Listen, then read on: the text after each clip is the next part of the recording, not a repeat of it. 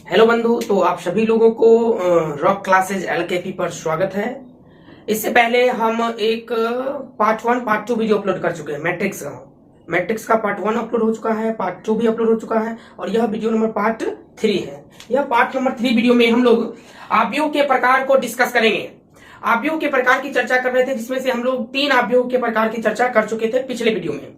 यदि आप हमारे पहले वीडियो को नहीं देखे हैं तो छुटकू मियां, पहले आप मेरे पहले वीडियो को देखें, फिर दूसरे वीडियो को देखें, तब आए इस वीडियो को देखने के लिए, क्योंकि ताकि आपको बिल्कुल जड़ से पता चले कि ऐसा क्यों होता है। अब बिल्कुल हम आपको मैथ में डर नहीं फील करवाएंगे, क्योंकि मेरे जनरेशन यानी जब हम लोगों के समय की पढ़ाई थी वो, और अभी आप लोग जब पढ़ रहे हैं, ये बहुतों का अंतर हो गया है। ठीक है, इसलिए रटने रटाने वाली चीज नहीं, उसको समझिए, बिल्कुल समझ में आएगा, सारी चीजें समझ में आएगी, बस अंत तक बने रहें। इसमें सारा चीज आपको लिखा हुआ भी मिलेगा। चलिए, जैसा कि हमने बताया ही है, चलिए नंबर हम लोग कितना पढ़ेंगे? चौथा परिभाषा पढ़ेंगे, चौथा प्रकार। और चौथा प्रकार का नाम है शून्य आव्यूह। शून्य आव्यूह, शून्य को अंग्रेजी में बोलते हैं जीरो, तो इसलिए इसका नाम हो जाएगा जीरो मैट्रिक्स। शून्य आव्यूह, जीरो मैट्रिक्स। जैसा नाम वैसा काम, जैसा नाम है वैसा काम है, अर्थात वैसा आव्यूह जिसके समस्त अवयव शून्य हो। क्या कहा मैंने? वैसा आव्यूह, आव्यूह मतलब आयताकार सजावट, जिसके समस्त अवयव शून्य हो। जैसे इसमें एक अवयव है, एक अवयव शून्य है। वैसा आव्यूह जिसके समस्त अवयव शून्य हो, ये भी शून्य आव्यूह है। वैसा आव्यूह जिसके समस्त अवयव शून्य हो, ये भी क्या है? शून्य आव्यूह है। तो शून्य आव्यूह का मतलब कोई भी कोटि का ले लीजिए। आप इसकी कोटि जानना चाहते हैं तो 1 बाय 1, इसकी कोटि 1 और 1, 2 रो 3 कॉलम, इसकी कोटि 3 रो 2 कॉलम। तो शून्य आव्यूह की चलिए परिभाषा लिख लेते हैं, फिर समझते हैं क्या है। चलिए, ये पूरा आपको लिखावट मिल चुका है। वैसा आव्यूह जिसके समस्त अवयव शून्य हो, शून्य आव्यूह कहलाता है। और शून्य आव्यूह को यदि आपको रिप्रेजेंट करना है तो एक अलग लेटर है जिसको आप डार्क ओ से रिप्रेजेंट कर सकते हैं। इस पूरे वैल्यू को कभी भी ऐसा लिखा रहे, समझ जाना ये शून्य आव्यूह है। कौन सा आव्यूह है? शून्य आव्यूह है। ठीक है, अब यदि हम इसके व्यापक रूप की बात करें तो व्यापक रूप में क्या होगा? ए बराबर ए आई जे एम बाई एन। यदि हम इसके व्यापक रूप की बात करें तो ए बराबर ए आई जे एम बाई एन, ये तो कोटि कहलाती है। तो कोटि तो कुछ भी हो सकती है, कोटि तो कुछ भी हो सकती है, लेकिन इसके अंदर का अवयव शून्य होगा। इसके अंदर में है ए आई जे, इस सभी का मान क्या होगा? शून्य होगा। ये है व्यापक रूप। जब भी कहे यदि ए बराबर ए आई जे एम बाई एन, यदि ए आई जे का मान 0 है तो उसे हम कहेंगे शून्य आव्यूह। अब अगला आइए वर्ग आव्यूह। वर्ग, कहीं ना कहीं इसमें जितना भी आव्यूह का प्रकार पढ़ेंगे सभी के नाम से ही हम आंसर ले आएंगे।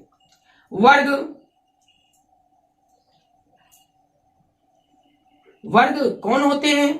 तो वे चतुर्भुज जिसके चारों भुजा आपस में बराबर होते हैं, वो वर्ग कहलाते हैं। वे चतुर्भुज जिसके चारों भुजा आपस में बराबर हो, उसे क्या कहते हैं? वर्ग कहते हैं। तो जनाब, आप जब वर्ग का क्षेत्रफल निकालते होंगे तो क्या देते हैं? भुजा गुना भुजा, है ना? आप क्या देते हैं? 2 गुना 2, 3 गुना 3, 4 गुना 4। तो हम लोग यहां पर मैट्रिक्स पढ़ रहे हैं, इसमें देंगे m गुना n, जहां m क्या है? पंक्ति, n क्या है? स्तंभ। देखिए, ये भी 4, ये भी 4, ये भी 3, ये भी 3, ये भी 2, ये भी 2, तब तो जाके वर्ग बना। तो हम लोग यहां मैट्रिक्स की परिभाषा कैसे बनाएंगे? तो वैसा आव्यूह जिसमें स्तंभ की संख्या पंक्ति की संख्या के बराबर हो, वैसा आव्यूह जिसमें पंक्ति की संख्या स्तंभ की संख्या के बराबर है, वैसा आव्यूह जिसमें पंक्ति की संख्या स्तंभ की संख्या के बराबर है उसे वर्ग अवयव कहते हैं। चलिए इसको परिभाषा को लिख करके फिर हम चलिए पहले उदाहरण दे देते हैं। क्या उदाहरण में ये हो सकता है? तो इसकी देखेंगे क्या है, एक पंक्ति एक स्तंभ, हाँ बिल्कुल, पंक्ति की संख्या स्तंभ की संख्या के बराबर है, वर्ग अवयव होगा। क्या ये हो सकता है? तो दो पंक्ति दो स्तंभ बराबर है, हो सकता है।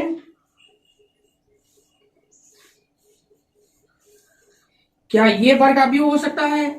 तीन पंक्ति दो स्तंभ, तीन पंक्ति है जबकि स्तंभ दो ही है, एक कम गया, इसीलिए यह नहीं होगा वर्ग अवयव। चलिए परिभाषा लिख लेते हैं। चलिए तो फाइनली परिभाषा लिख दिए हैं, वैसा अवयव जिसमें पंक्ति की संख्या स्तंभ की संख्या के समान हो। पंक्ति की संख्या बोले तो m, स्तंभ की संख्या बोले तो n, m और n यदि बराबर है तो उसे हम वर्ग अवयव कहते हैं। तो व्यापक रूप में इसकी परिभाषा क्या बनेगी, यदि a बराबर aij/m/n, ये तभी वर्ग अवयव होगा जब इसमें m और n आपस में बराबर होगा, m और n आपस में बराबर होगा। आइए अब समझते हैं अगली परिभाषा आयताकार अवयव की। सभी परिभाषाओं को आप ध्यान से समझने का प्रयास कीजिएगा, तो मैं आपको रटने नहीं दूंगा, आप चीजों को आसानी वे में समझ सकते हैं। ठीक है, यहां तक आप नोट कीजिए। अब अगली परिभाषा को समझने का बिल्कुल प्रयास कीजिएगा। आपको एक भी परिभाषा नहीं रचनी है, नहीं रचनी है, नहीं रचनी है। नाम सेंसर कहता है आयताकार। आयताकार, आयताकार का अर्थ हुआ कि ऐसी चतुर्भुजाकार आकृति जिसमें एक लंबाई होती है और एक क्या होती है, चौड़ाई होती है कि नहीं, एक लंबाई एक चौड़ाई। जो ही हम इसका क्षेत्रफल निकालते हैं, क्षेत्रफल निकालते हैं तो क्या लिखते हैं, लंबाई गुना चौड़ाई। क्या लिखते हैं, लंबाई गुना चौड़ाई। लेकिन इसमें खास बात, लंबाई बड़ी होगी चौड़ाई छोटी होगी, लंबाई बड़ी होगी चौड़ाई छोटी होगी। यदि लंबाई बड़ी होगी तो चौड़ाई छोटी होगी, है ना। इसी प्रकार तो आइडिया कुछ बनेगा, ऐसा तो नहीं होगा ना 3 गुना 3 हो जाएगा। क्या ऐसा हो सकता है कि इसको हम 3 गुना 3 लिख सकते हैं? तब तो आप कहोगे कि सर लंबाई और चौड़ाई तो बराबर हो जाएगा। बिल्कुल, जिसमें लंबाई चौड़ाई बराबर ना हो, क्या मैं ये लिख सकता हूं? बिल्कुल लिख सकते हैं। क्या हम ये लिख सकते हैं? हाँ लिख सकते हैं, क्योंकि लंबाई अलग है चौड़ाई अलग है। तो वैसा, और इसी को हम लोग अवयव में कैसे डिनोट करते हैं, m गुना n। तो सोच के देखिए, ना m बराबर है ना n बराबर है, तो क्या बोलेंगे, वैसा अवयव।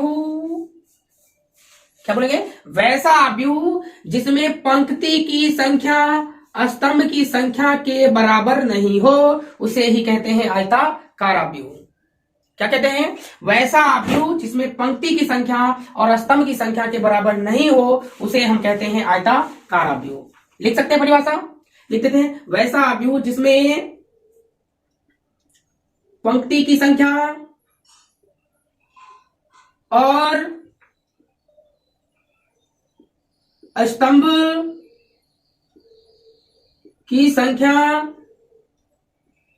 के बराबर नहीं है, नहीं हो, क्या कहलाता है, आयताकार अवयव कहलाता है। कौन सी अवयव कहलाता है, आयताकार अवयव कहलाता है। कौन सी अवयव कहलाता है, आयताकार अवयव कहलाता है। यदि हम इसके एग्जाम्पल की बात करें, क्या ये एग्जाम्पल हो सकते हैं? तो देखेंगे कितने पंक्ति, क्योंकि पंक्ति और स्तंभ की संख्या के बराबर नहीं हो। इसमें है 2 पंक्ति 3 स्तंभ, बराबर नहीं है।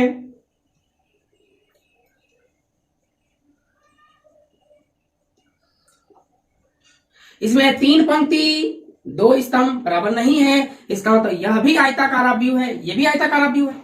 क्या आप इसको आयताकार अवयव कह सकते हैं? आप हमें बताएं, क्या आप इसको आयताकार अवयव कह सकते हैं?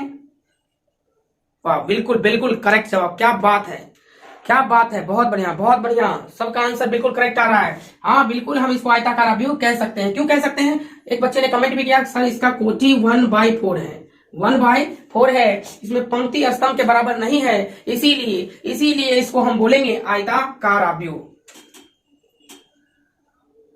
ठीक है, अब देखिएगा कि यह आयताकार, ये भी तो आयताकार ही है, ये भी आयताकार है, लेकिन दोनों आयताकार में कुछ फर्क हो गया। ये है परी आयताकार आव्यूह, ये है खरी। ये कौन सी है? ये है परी आयताकार आव्यूह और ये है खरी आयताकार आव्यूह, है कि नहीं? दोनों है तो आयताकार ही, लेकिन ये परी है तो ये खरी है। इसी परी को हम लोग बोलेंगे क्षैतिज और इस खरी को बोलेंगे उदग्र। ये हो गया क्षैतिज आव्यूह, ये हो गया उदग्र आव्यूह। समझ पा रहे हैं? उसी प्रकार देखिए ये कौन सा है? परी है। परी है मतलब क्या है? क्षैतिज आव्यूह है। इसीलिए आयताकार आव्यूह के दो प्रकार और हो जाते हैं। एक कौन हो जाते हैं? क्षैतिज आव्यूह, एक कौन हो जाते हैं? उदग्र आव्यूह। और इसको यदि आप ध्यान दीजिएगा तो आप यहीं पर समझ जाइएगा। क्षैतिज आव्यूह देखिए, ये है पंक्ति और ये है स्तंभ। ये पंक्ति है, ये स्तंभ है। सोच के देखिए कौन बड़ा है? m का मान 2 है, n का मान 3 है, तभी तो ये क्षैतिज हो पाया। इसका तो n का मान बड़ा है, मतलब क्या बड़ा है? स्तंभ बड़ा है और पंक्ति का मान छोटा है। क्या बोलेंगे? वैसा आयताकार आव्यूह, क्योंकि आयत से आया है इसलिए वैसा आयताकार आव्यूह जिसमें पंक्ति की संख्या स्तंभ की संख्या से कम है। ना बुझा जी? फिर से 2 और 3 में देखिए, वैसा आयताकार आव्यूह जिसमें, इसको बोलते हैं पंक्ति, पंक्ति की संख्या स्तंभ की संख्या से कम है, कम है, उसे हम क्षैतिज आव्यूह कहते हैं। सर ऐसा भी तो बोल सकते हैं, 3 तो बड़ा है। हाँ बिल्कुल बोल सकते हैं। वैसा आयताकार आव्यूह जिसमें पंक्ति की संख्या, सॉरी स्तंभ की संख्या पंक्ति की संख्या से बड़ी है, उसे भी हम लोग बोल सकते हैं आयताकार आव्यूह। तो 2 प्रकार से इसकी परिभाषाएं कर सकते हैं। चलिए इसकी परिभाषाओं को लिख दिया जाए ताकि आपको अच्छे से और समझ में आए कि ऐसी क्या कंडीशन होती है। ठीक है, आइए पहले तो इसकी व्यापक रूप क्या हो जाएगी? इसका व्यापक रूप हो जाएगा किसका? आयताकार आव्यूह का व्यापक रूप। जैसा कि हम हर एक प्रश्न का व्यापक रूप बताते हैं, तो a बराबर AIJM/N। लेकिन मैंने कहा कि यदि m और n आपस में बराबर नहीं होगा, बराबर नहीं, आयताकार बराबर है वर्गाकार। चलिए तो आप क्षैतिज का परिभाषा लिख लेते हैं, जो कि हम आपको समझा चुके हैं। वीडियो यदि अच्छी लग रही है तो जरूर अपने दोस्तों के साथ शेयर करें। तो फाइनली परिभाषा लिख दी गई है, परिभाषाओं को समझ लीजिए। वैसा आव्यूह जिसमें पंक्ति की संख्या, देखिए ये पंक्ति है 1 और स्तंभ की संख्या है 4। तो पहली परिभाषा समझे, वैसा आव्यूह जिसमें, यहां पर आप आयताकार लगा सकते हैं, वैसा आयताकार आव्यूह जिसमें पंक्ति की संख्या ये रही 1, स्तंभ की संख्या से कम हो, या जैसे इसमें पंक्ति कितना है 2, स्तंभ कितना है 3, तो स्तंभ की संख्या पंक्ति की संख्या से अधिक हो, उसे हम क्या कहते हैं? क्षैतिज आव्यूह, हॉरिजॉन्टल मैट्रिक्स कहते हैं। आइए इसका व्यापक रूप देख लेते हैं। व्यापक रूप ये बड़ा इंपॉर्टेंट है।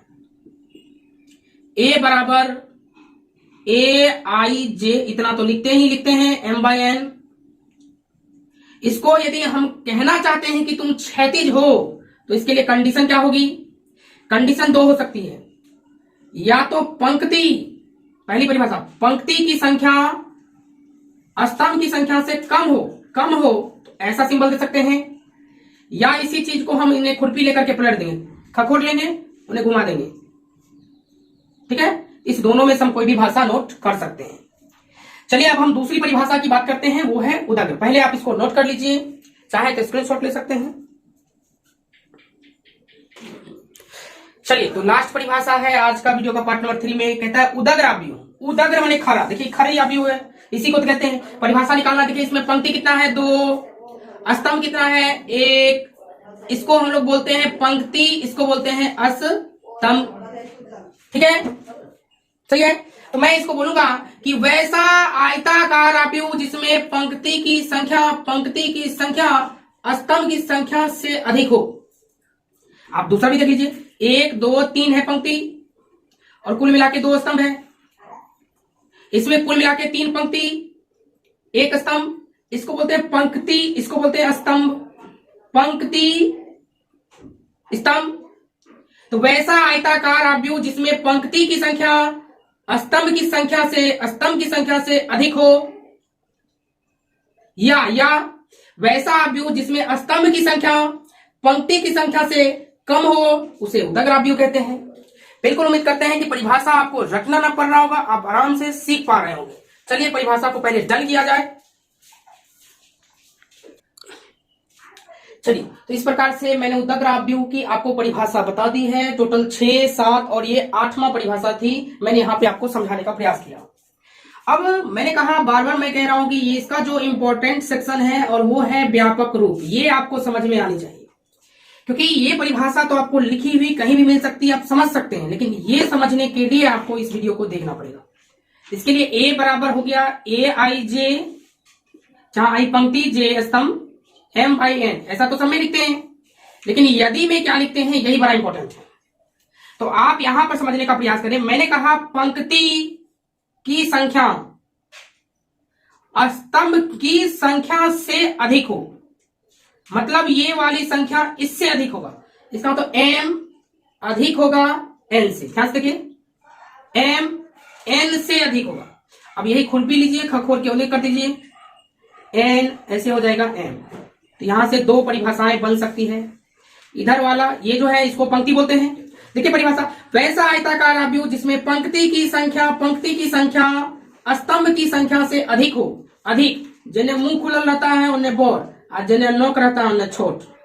इधर देखिए, वैसा आयताकार आव्यूह जिसमें स्तंभ की संख्या पंक्ति की संख्या से कम हो उसे उदग्र आव्यूह कहते हैं। तो कुल मिलाकर के हम 8 आव्यूह की चर्चा कर चुके हैं। वीडियो नंबर अगले पार्ट 4 में हम लोग मिलेंगे नेक्स्ट आव्यूह की चर्चा करते हुए। तब तक के लिए आपको बाय बाय, टेक केयर, ध्यान रखें और मस्त पढ़ते रहे। मिलते हैं अगले वीडियो में।